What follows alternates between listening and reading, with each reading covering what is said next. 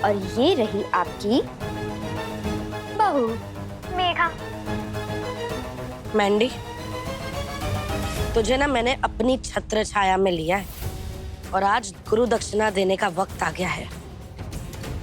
छोड़ना मत इसे। कसम से बूजी, अगर इसे खून के आंसू ना रुलाए ना तो सच में पीपल के पेड़ पे लटका दीजिएगा मुझे।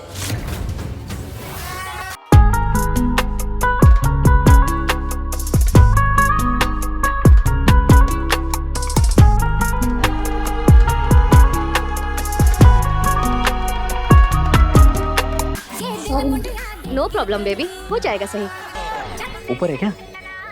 मैं देख कर आता हूँ। आप लोग खाइए।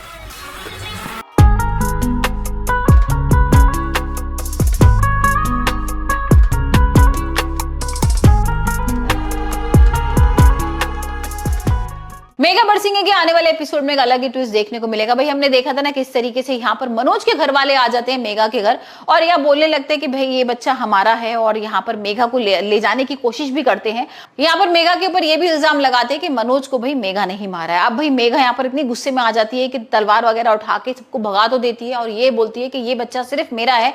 लेकिन कहीं ना कहीं भाई जो अर्जुन के घर वाले हैं वो ज्यादा परेशान है, वो अगेंस्ट है मेघा के, क्योंकि अर्जुन की मम्मी आती है मेघा के घर और यहाँ पर नाटक करना शुरू कर देती है और बहुत कुछ सुना जाती है। अभी तक तो भाई मम्मी इतनी अच्छी तरीके से बिहेव कर रही थी, लेकिन कहीं ना कहीं जो बूजी है ना उन्होंने भड़काया है उसको। और यहाँ पर मेन रीजन ये था कि जो अर्जुन है वो बहुत सारे गिफ्ट्स लेके आया है मेघा के लिए, मतलब बहुत बड़ा टीवी लेकर आया है उसके लिए, घर के लिए बहुत सारा सामान लेकर आया है। और कहीं ना कहीं भाई बुआ और मम्मी को थोड़ी सी परेशानी हो रही है, उनको लग रहा है कि मेघा उसको बर्बाद कर रही है और ये लड़की तो भाई कितना पैसा भी ले रही है, क्योंकि यहाँ पर कैश भी भिजवाता है अर्जुन और जो अर्जुन गिफ्ट भिजवाता है ना उसको देख के यहाँ पर सब लोगों की हालत खराब हो जाती है, मतलब सब लोगों को बहुत बुरा लगता है।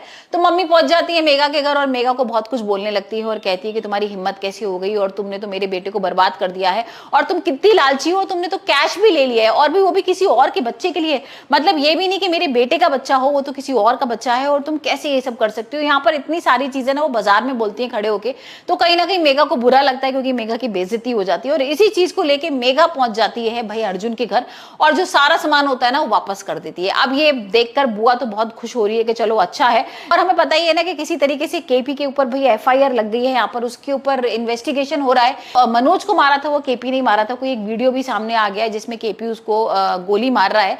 तो ये सारी चीजें चल रही होती है, इसी बीच में यहाँ पर मेघा आ जाती है और मेघा भाई बहुत कुछ सुना भी देती है और भाई जवाब भी दे देती है कि मुझे ना किसी की जरूरत नहीं है और मैं और मेरे बच्चे को मैं अच्छी तरीके से पाल सकती हूँ।